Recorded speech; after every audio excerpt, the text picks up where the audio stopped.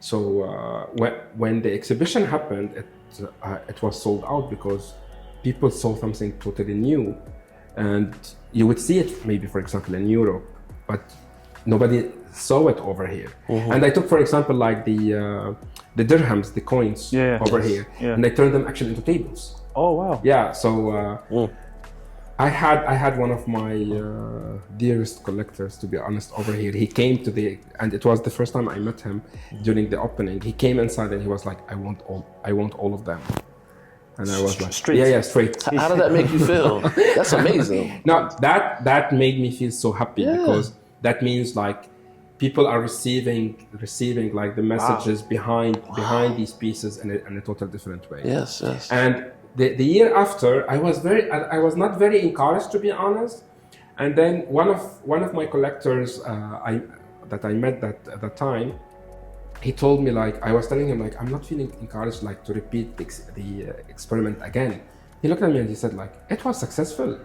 You have to redo it again with the same essence, but it may be a different aspect. So I worked on another like how can I say, on another like level of the furniture itself. I went bigger. I went more crazy with the wood, with the details and the materials and these stuff. And then like it was also sold out, and I was like, wow, this is beautiful. So I took a break like for around 2 years after that, and then. But I was participating in local galleries over here, like in group exhibitions and these stuff, but in a very small scale.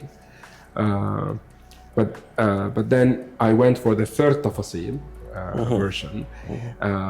Over there, actually, I had people receiving me in a different way, because on that exhibition, I had an art installation, I had jewelry design, I had like product design and furniture. So I felt somehow people got lost. Too many things. Yes. So over here, I started actually like, I was like, they didn't receive the furniture the way that they received the art installation or the jewelry or the product design. So I started over here like developing different stuff. Product design from one side, jewelry when it is like I had some collaborations with some local jewelry like stores where I did like certain limited edition pieces, and they were like successful, alhamdulillah. So, but from there, the thing that fascinated me, it was art installations. So I started working actually over there, like somehow clearing the paths of being a furniture designer or a product designer. I would still design furniture. We just did actually with Blue Ribbon Design Atelier, which is my company. I co-founded actually with a local artist as well. His name is Ahmed Al-Imadi. MashaAllah. We participated actually in Doha Design Biennale, and we had a huge installation over here, and it was all like furniture and product design. And I had some of my sculptures as well over there, and it was well received by people because we went into a very conceptual type of installation. But it was like we went for the blue color, which is very common over here in Doha, but we reflected it in everything. I'm not kidding, like carpets, furniture, everything was blue, different shades of blue. So the moment you enter the installation, was like everything is blue. You got my point? So it was well received, and we went from there. We participated in Milan Design Week. We went to the Dutch Design Week, and we went to Dubai Design Week as well. So yeah, our products were like, especially the Sadu ones, because it was the first time I used Sadu in blue color. It's always like with brown, black, white and red, but nobody used the blue, so it's a big contrast. Yes, exactly. So it was well received. So it seems as if you have reinvented yourself. You continue to challenge yourself each year. Do you really How do you stay confident doing that? I'm not changing it up a little bit. Forget about it. There's no confidence at all. You sure? Yeah. Of course. You have to be. No. To be honest, most of the time I'm not happy with the products. Really? Of course. But so are you I was happy? like, if I had more money, it would be in a total different way. Oh, you see it. Okay. Yeah, you got like, to be honest. Yes. When I did these 15,000 pieces. Yes. after the exhibition, I was like, I wish I casted all of them in aluminum or brass. They would look amazing. I had my sister, she's a designer as well, looked at me and she said, like, you're crazy. Man, you're crazy. So are you getting the verification that your work is good from the people? Or do you eventually come around and say, you know what, this is good, even though I was hard on myself at first, this was a really good installation? See, both. Let's say both. Okay. Both together.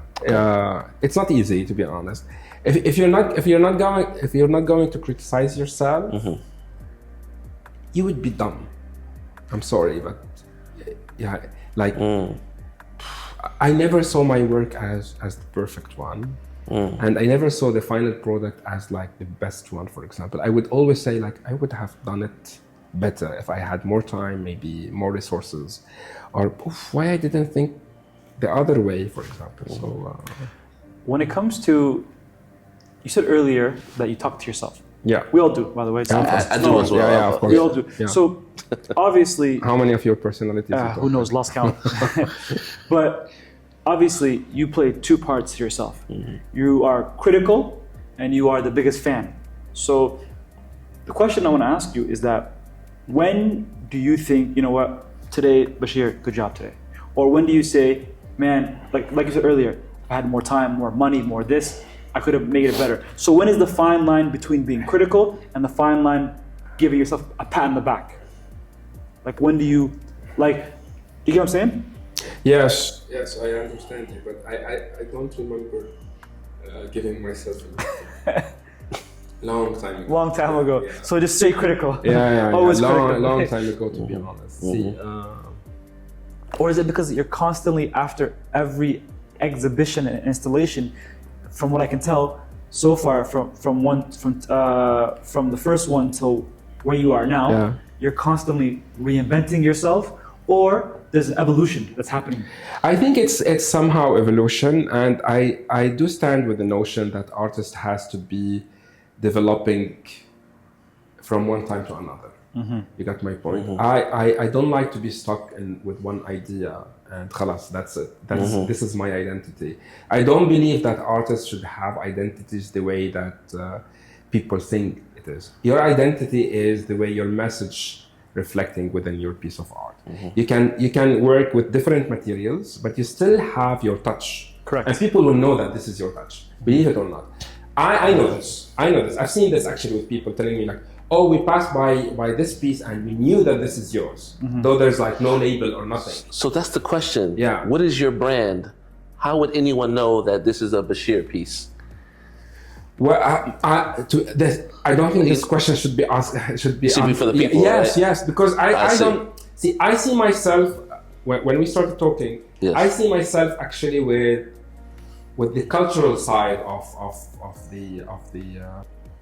the field itself. Right. Okay. So I would go for details. I would go for full details. I would go for a message that reflecting something related actually to the culture itself. Do we have other artists doing this? Yes, of course. But the difference is like maybe the materials, the production, the message, the way that it's being displayed, for example. That's the thing that differentiate you from other artists, for example. But what is my identity? I don't know. To be honest, I don't know. It's a very tough question to be. But that's remarkable to me. You know why? Because some people, they have an artwork, a signature. Yes. That if you put it on there, they know that's That's person. true. Your calling card. But you're saying that I don't have one. But Yeah. people are telling you that I know it's your work. Yes. So to me, that's remarkable because you're not doing it purposely. I You know. remember when I did the Qatar Hills big sculpture. It was my first public art sculpture, which is like What year was 5 this? meters. What year? The Qatar Hills one. What year was this? 2022. Okay, so people have the 2022, reference to okay, that. Yeah. Okay. So it was installed actually a day or two before the World Cup starts. Nice. Okay, and I was not allowed actually to cover it or to do anything for it because they told me like, once we're done, you will come, you will launch it and everything. I had people actually visiting the area over there and sending me messages. Saying this is yours. Okay, telling me like, Wow. that's your piece. We're sure that's your piece. So it started actually because people knew me through the Batula, through the Burga Riyashi one, which is like something like from the